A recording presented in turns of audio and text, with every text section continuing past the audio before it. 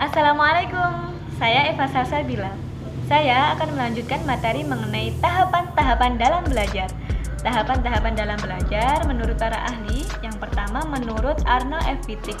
Dalam bukunya Psychology of Learning, setiap proses belajar selalu berlangsung dalam 3 tahapan, yaitu yang pertama acquisition atau penerimaan informasi. Yang kedua, storage atau tahap penyimpanan informasi. Yang ketiga, retrieval atau tahap mendapatkan kembali informasi. Pada tingkatan acquisition, seorang siswa mulai menerima informasi sebagai stimulus dan melakukan respon terhadapnya, sehingga menimbulkan pemahaman dan perilaku baru. Pada tahap ini terjadi asimilasi antara pemahaman dengan seluruh perilakunya. Jika dalam tahap ini sudah gagal, maka tahapan-tahapan selanjutnya juga akan mengalami kegagalan.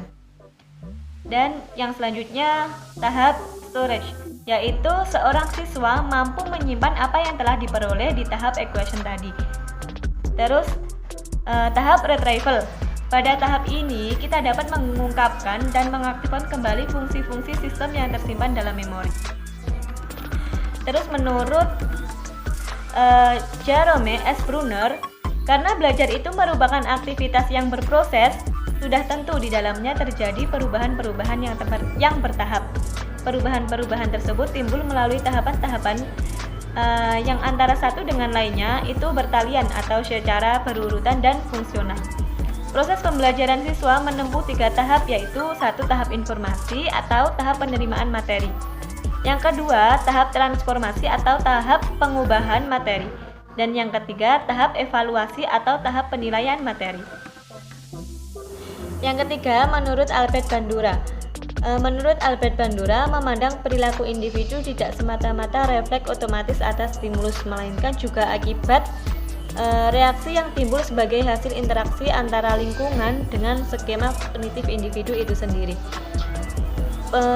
Menurut Albert Bandura, proses belajar siswa menempuh 4 tahapan, yaitu yang pertama, tahap perhatian atau attentional phase. Pada tahap perhatian, siswa memusatkan perhatian pada objek materi. Pada umumnya, siswa lebih memusatkan perhatian mereka pada stimulus yang menonjol atau menarik bagi mereka.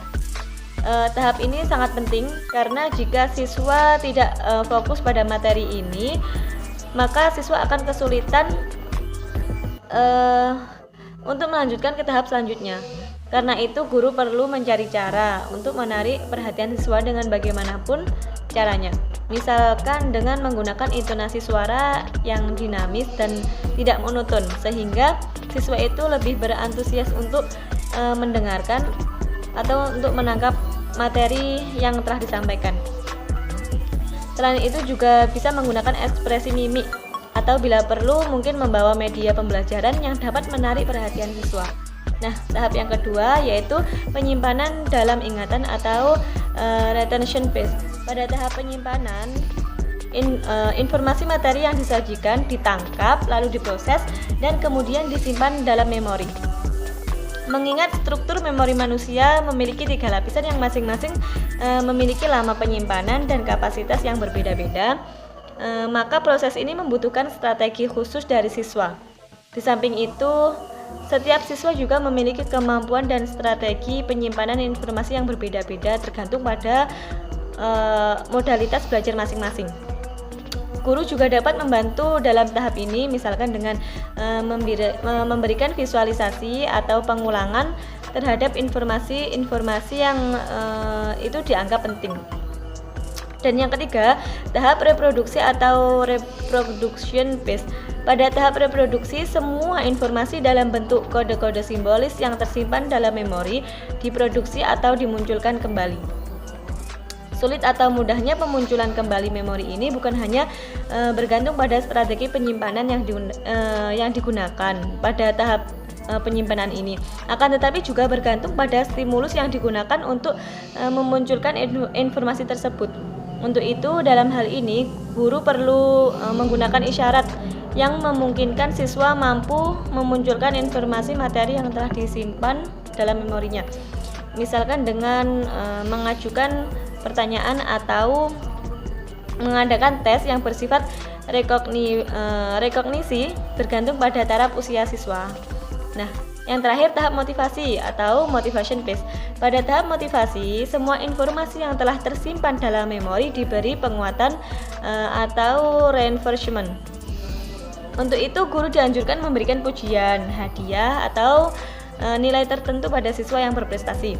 Sebaliknya, bagi siswa yang kurang berprestasi, perlu diberi kesadaran tentang pentingnya penguasaan materi.